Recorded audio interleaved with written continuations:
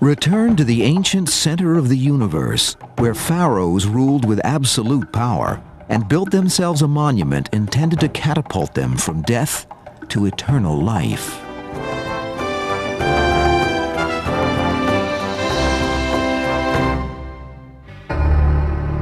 Ancient Egypt venerated its gods with awesome stone monuments that marked their presence everywhere across the country's exotic landscape, and in secret ceremonies open only to the chosen few. In a world obsessed with the supernatural, Egypt was known as the most religious land of all.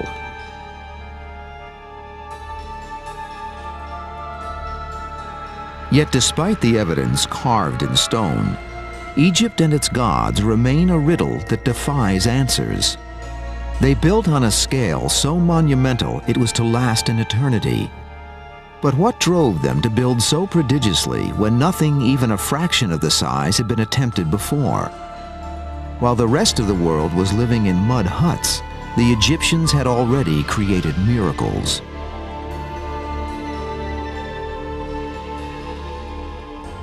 Egypt teases us with its contradictions. Few other civilizations seem to have taken such joy in life. From their love of beauty through their celebration of nature, it is clear that they looked upon the world with humor and grace. Yet no other people have ever been so completely fixated on death.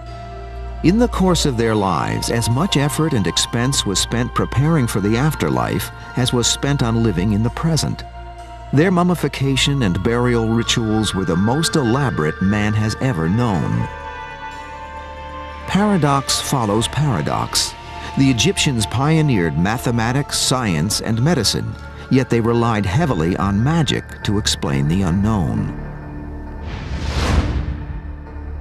And then there were the pharaohs, mortal rulers whose awesome power lifted them beyond mere men. Who else but a pharaoh could claim to be a god and have the people truly believe it? Who else but a pharaoh could erect the largest monument ever built and then dedicate it to himself? With almost unlimited resources and funds, no whim was too small, no dream too grandiose for the royalty of Egypt. It seems only fitting that they were buried in shields of gold.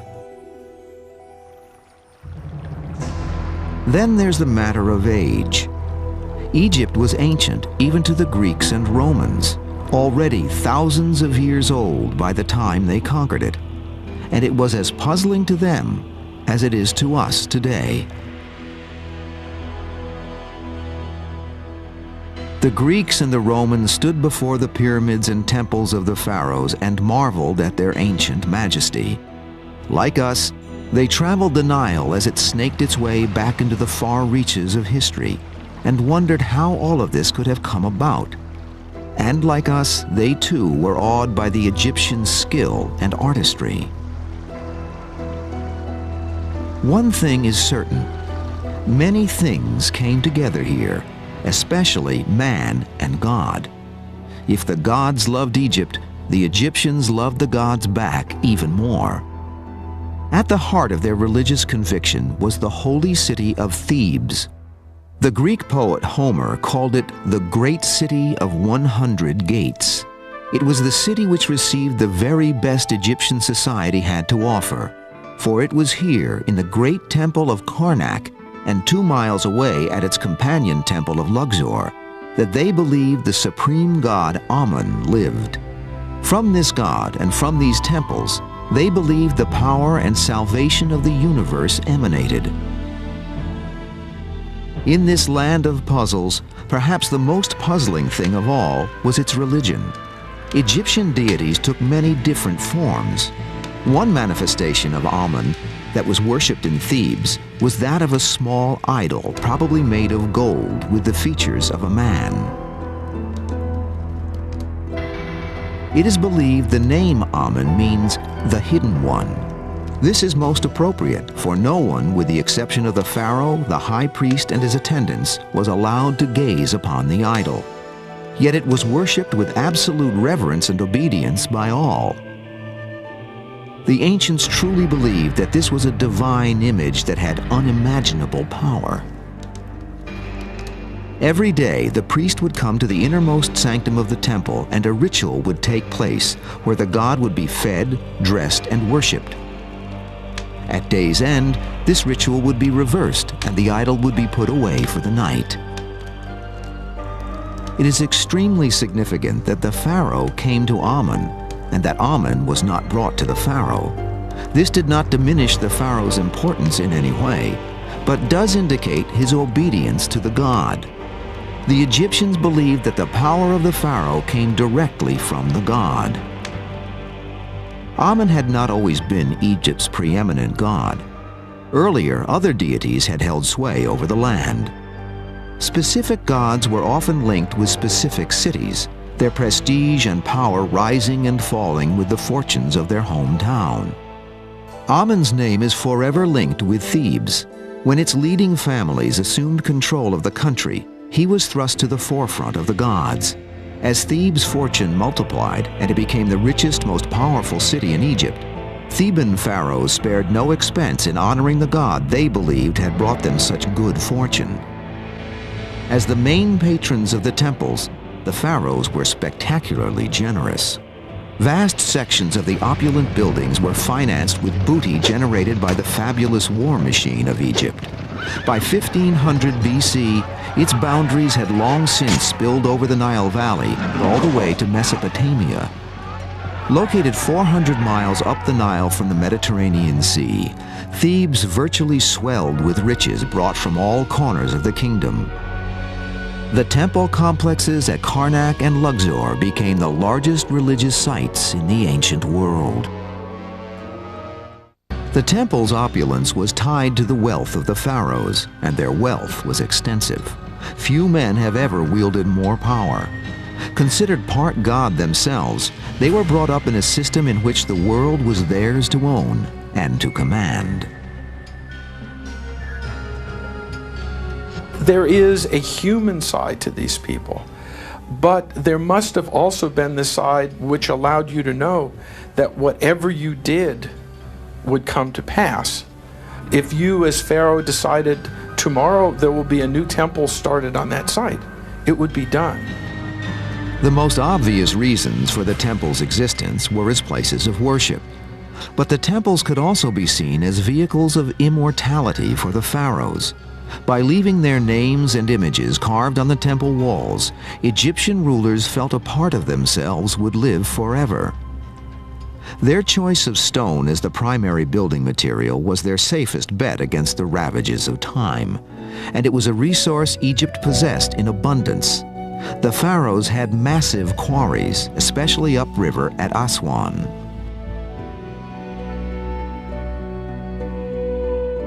The Nile Valley, and particularly the Eastern Desert, is one of the most geologically rich areas of the world. All types of building stone and stones for other purposes, decorative purposes, stone vases, jewelry, and so on, are present. So Egypt is extremely fortunate in this respect, and the ancient Egyptians took full advantage of these resources. Egyptian architecture is immediately identifiable and unique. What inspired its timeless beauty? One powerful force behind the design of the temples was the Egyptian love and worship of nature. You can see how the Egyptian temple is so closely tied to the Egyptian idea of the cosmos, and also how the Egyptians observed their geography and their surroundings. First of all, the pylon is likened to the horizon, and the sun would then set and rise over the opening of the pylon. And another feature of these great temples is a hypostyle hall, essentially a hall full of columns. And these columns, if you notice, are giant plants. They're giant papyrus and giant lotus. And this is very clear when you look at the top that has the umbel, or the shape of the flower, but also the base of the column has the wonderful sort of leafy vegetation. So many features of their environment, the sun, the moon, the stars, are incorporated into architecture. But why did the Egyptians build on such a massive scale? Although the Great Pyramids were constructed centuries before the temples of Karnak and Luxor, and were the largest monuments ever erected, their influence did not last. Most Egyptian architecture remained within the boundaries of manageable size for centuries. But with the coming of Egypt's empire-building days during the New Kingdom, the pharaohs began to construct on a colossal level, making a statement both to their own populace and to their neighbors and enemies as well.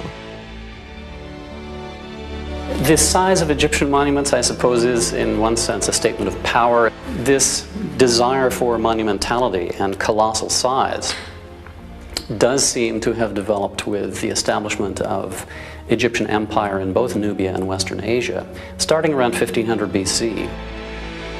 Surprisingly, the overall impression made by this immense architecture remains particularly pleasing to the modern eye. It's very clean, it's very sleek, it's very well fitted together, and in some sense that really appeals to our modern sense of aesthetics. It probably is not something that struck the Victorians as something that was especially desirable or beautiful. But to us it does look extremely modern, very sleek, very well fitted, and in fact Egyptian architecture was extremely finely done. Despite their mammoth size, few were allowed inside the temples. Only the privileged elite were allowed into the inner sanctum. When you think about a temple, most people would equate it to a church. And you think, well, you're going to go worship the god and everyone would come in. Well, that didn't exist in ancient Egypt. In ancient Egypt, the common people were essentially kept outside the sacred areas. Only the purified people, that is to say the various ranks of the priesthood, could come in. And the more pure you were, the higher you were in the ranks of the priests, the farther in the temple you could go. Like the outside of the temple, everything inside was meant to impress and overwhelm. After all, just 100 yards away in the deep recesses of the building was the home of the gods themselves. The pharaoh did not live at the temple. His palace was elsewhere. But when visiting the god, the pharaoh and the high priests would have been surrounded by amazing artistry as they proceeded further and further back into the heart of the temple. As they approached the god's chamber, they passed through the hypostyle hall.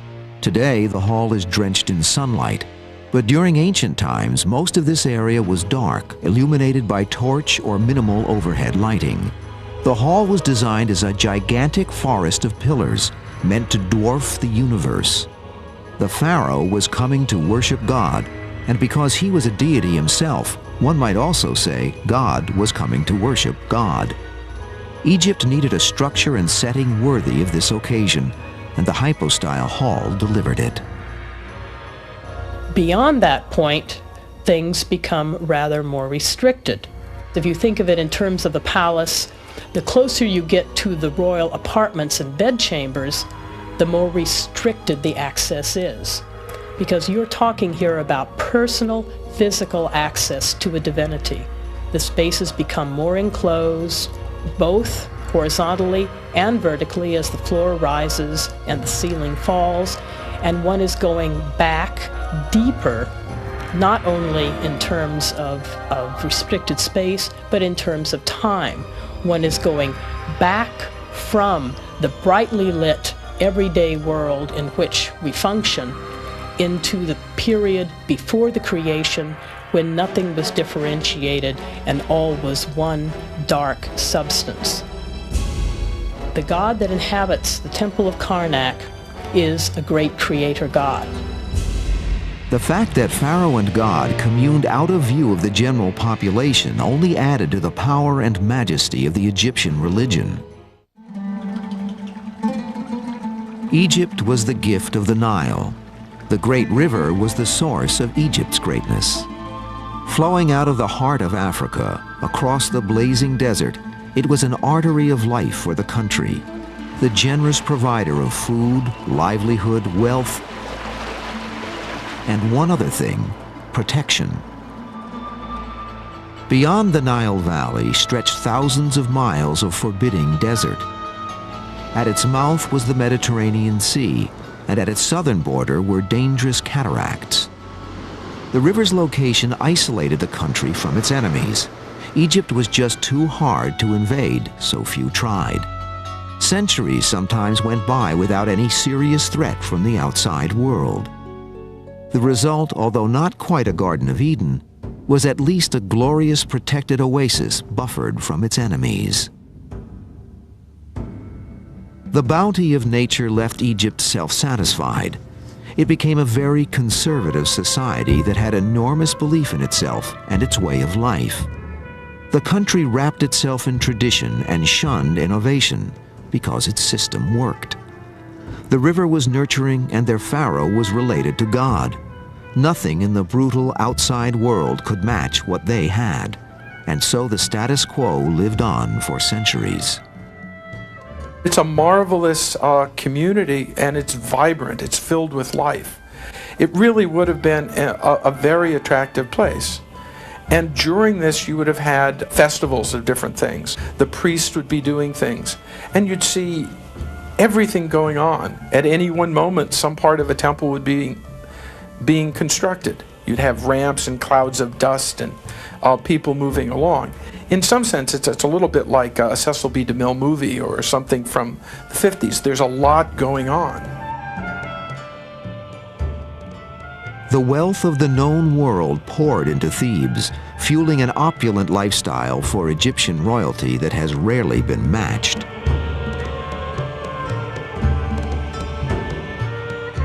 It must have been a wonderful place, at least for that top 1% on top of the pile. On the other hand, if you were a peasant working out in the fields, I don't know if you were really very happy, because your life was mostly working from dawn to dusk every day of the week.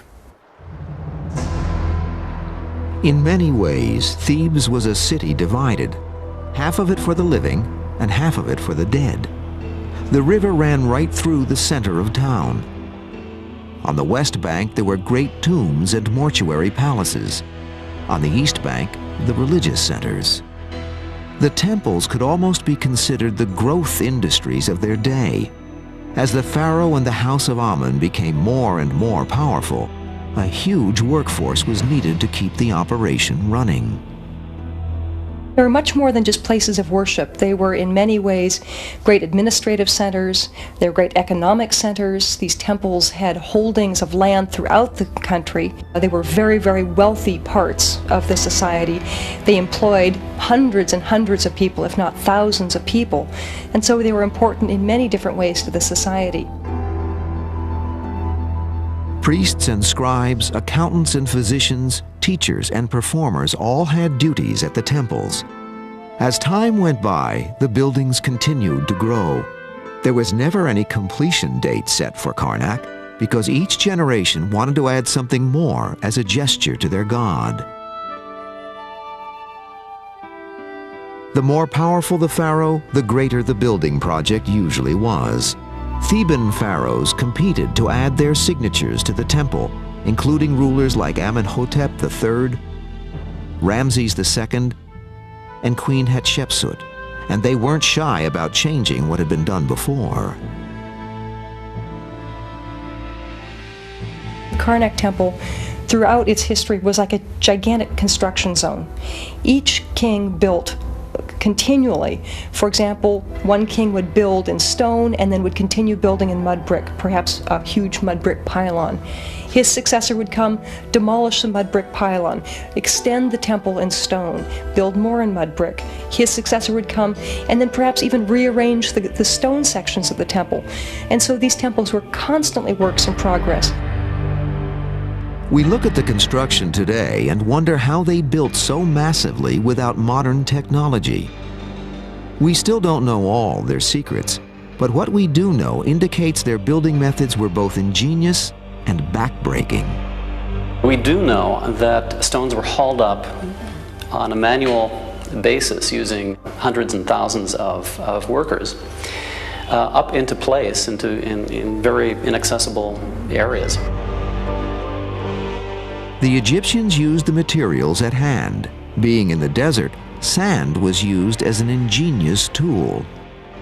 The entire first course of a temple would be laid down on its foundations, and the interior would be filled with sand.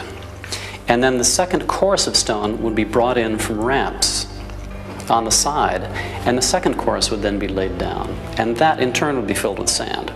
So eventually what you're getting is, course by course, an enormous stone box that's filled with sand. So when the entire structure was built, the sand was then excavated, leaving the stone architecture intact. Some of the construction material used in building the temples still remains at the site, piled up against one of the many pylons. Other spectacular additions to the temples were huge obelisks. Built as symbols of the sun god, they also commemorated the relationship of the god to a reigning king. As with many Egyptian structures, the details of their construction are mind-boggling. Quarried hundreds of miles up the Nile at Aswan, using primitive tools, ingenuity, and backbreaking labor, some of them measured over 100 feet in length. It was a very great engineering effort to, first of all, cut the obelisks. It took months to do. It was a process of wetting little wedges of wood and slipping them in holes that you bored into a rock, and then when you had enough of these wet, you hopefully banged them in with a hammer and split the rock. It was extremely arduous work. Although made of granite, they were extremely fragile. One mistake in cutting them could abort the entire project. Pity the poor construction chief who had to report back to the pharaoh that his huge obelisk had cracked while being quarried.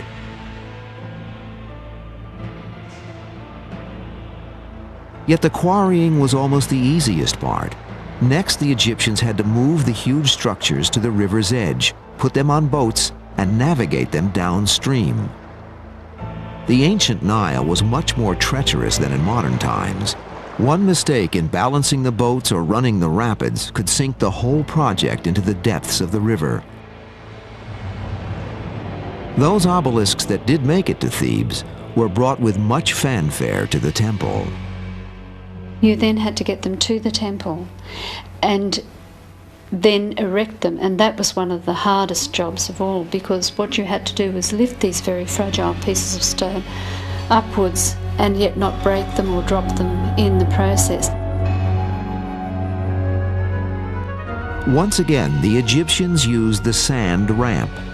They hauled the obelisk up and then lowered it into place on a pedestal using thick ropes and raw manpower. For the construction crews and their foremen, the final sight of the safe-standing obelisk probably brought the greatest sigh of relief known to Egyptian builders, for this was surely the most nerve-wracking job of all.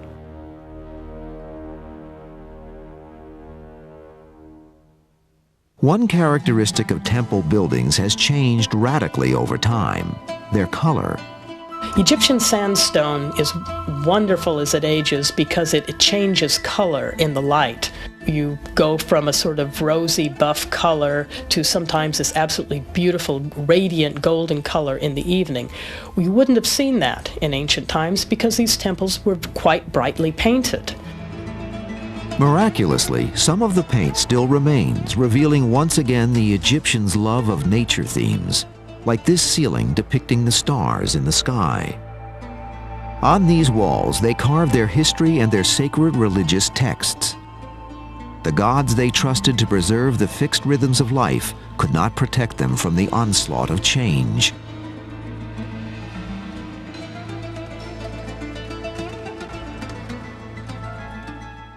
Karnak was the greatest of all Egyptian temples, but later a need developed for the Temple of Luxor, also known as the Harem of the God. Located 2 miles south of Karnak, Luxor was connected to the larger temple by a sphinx-lined thoroughfare. It was at Luxor that the god Amun supposedly performed a mystic and symbolic carnal union with his goddess wife. The union, celebrated by the fabulous festival of Opet, symbolically renewed and revitalized the country and reinforced the pharaoh's connection to the gods. Opet was celebrated every year when the Nile was at full flood. With great fanfare, the statue of Amun was taken from its sanctuary in Karnak and brought up the river on a fabulous boat to the temple of Luxor. The god coming among his people, or being more or less accessible. You would have had an orchestra leading the procession. You would have had troops. You would have had dancers, all moving slowly and in stately fashion from Karnak to Luxor. So it would take place over a whole series of hours. And the people could see the god at this time. They saw at least the shrine that contained the god. They would have seen the priests and the acolytes and everything that was exciting. Here, deep within the confines of Luxor, the god would be worshipped, heaped with offerings and sacrifices, and then guided through the ritual rejuvenation process. After more than a week of celebration and ceremony, the statue would be returned to Karnak amidst great fanfare. This ritual and similar festivals took place in Egypt for centuries. The ceremonies were performed in the same fashion year after year without revision. Little changed in Egypt for good reason. The Egyptians felt they had the best of all worlds. But the reign of the pharaoh Akhenaten around 1367 BC brought upheaval. A revolt that threatened the preeminence of the holy city of Thebes. Akhenaten shook Egypt to its core with his attack on the ancient religion. With fanatical zeal, he decided to replace the god Amun with a new god named Aten, conceived as a single universal god, the source of all life, and represented by the sun's disk.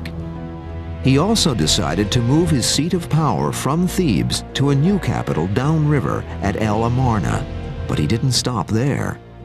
He sends his servants into the temples and they hack out every image of the god Amun. They destroy all the statues of the god Amun. They go into tombs and look for the name of the god Amun in personal names and hack them out. They climb obelisks. They climb pylons. They search the country to destroy the god Amun. They eventually close the temples. The pharaohs had performed miracles. They had built pyramids, conquered Egypt's greatest enemies, and claimed divine birth. But this revolution was beyond even a pharaoh's power. Perhaps Akhenaten's vision was too grand, too radical, too exclusive. Whatever the reason, his revolution couldn't prevail. Upon his death, the religious seat of Egypt was brought back to Thebes, and Amun was reinstated as the primary god by a boy monarch, Tutankhamun, known to the modern world as King Tut. He was only about 10 years old at the time he ascended to the throne in 1347 BC. His reign was short. It is believed Tut only lived to be about 20 years of age. So during most of his time on the throne, he may have been under the influence of older advisors, most of whom wanted to see power return to Thebes.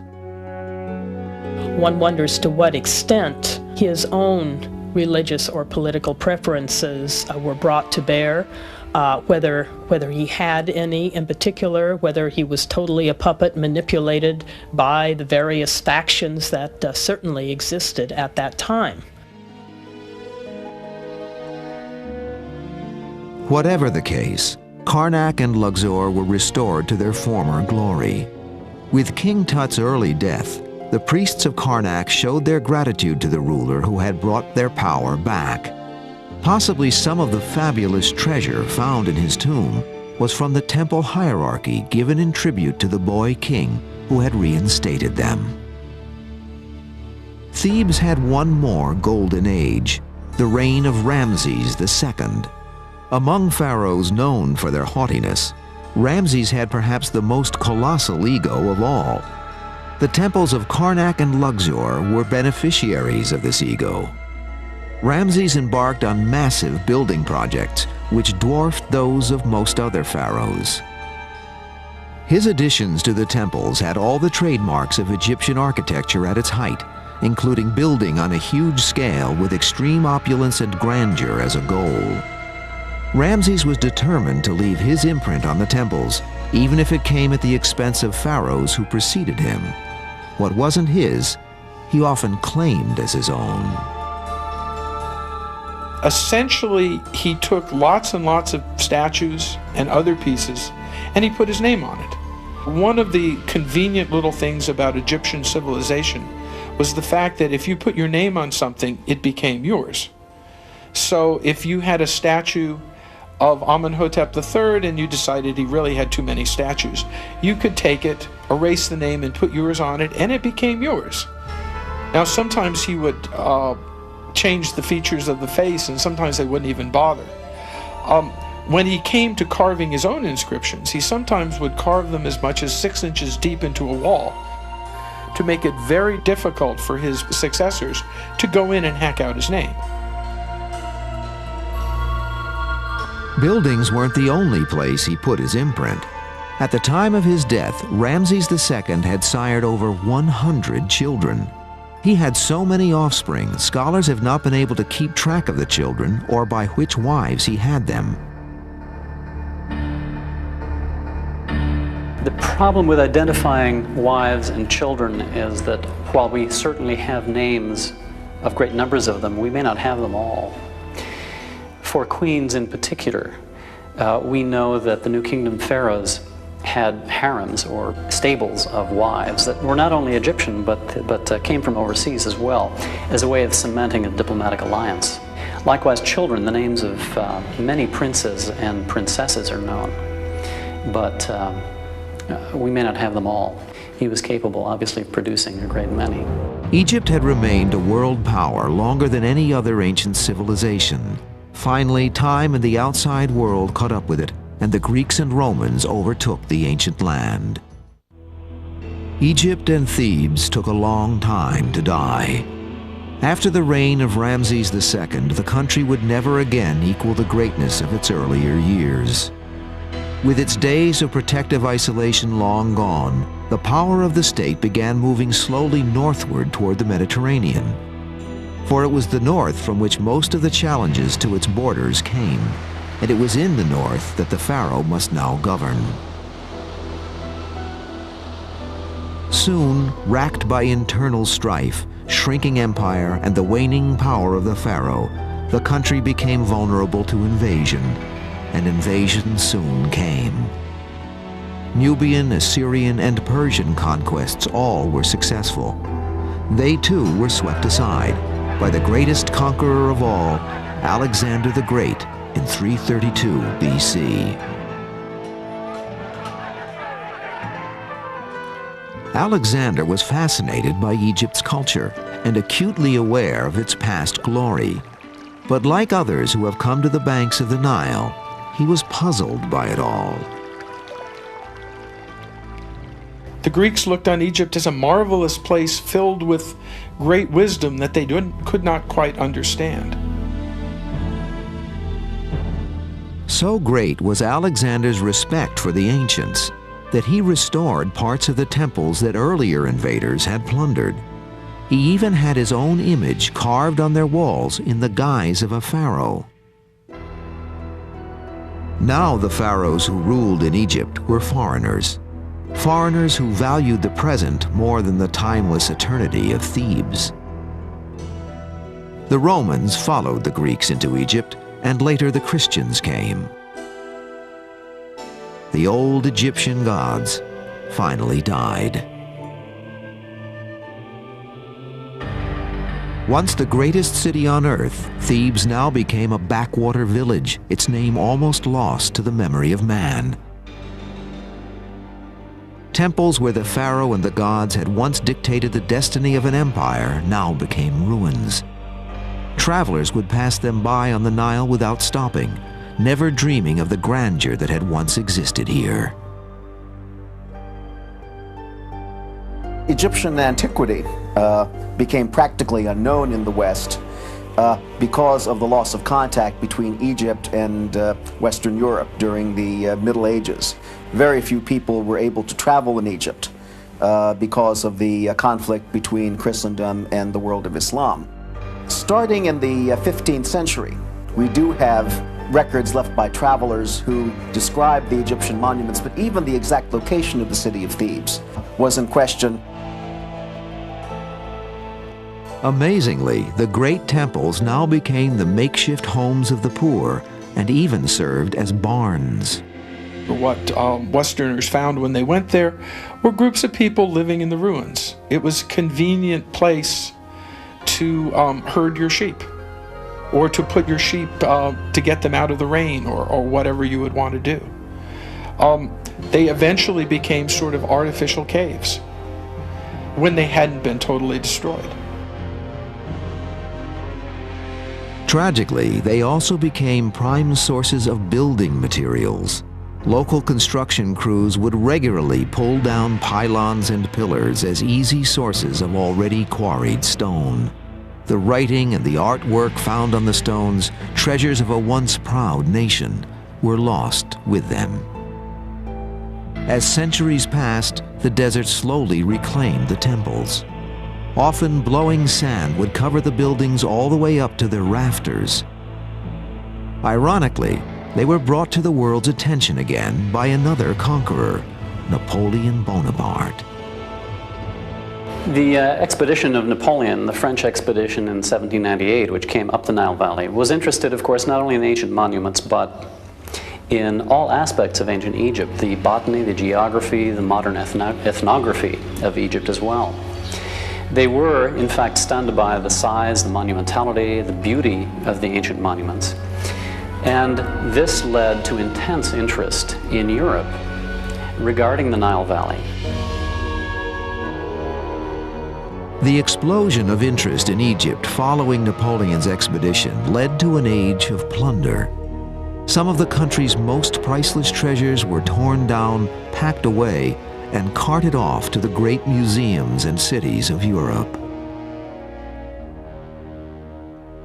By the mid-19th century, though, modern archaeologists arrived in Egypt and began the effort to preserve and record its ancient wonders rather than plunder them.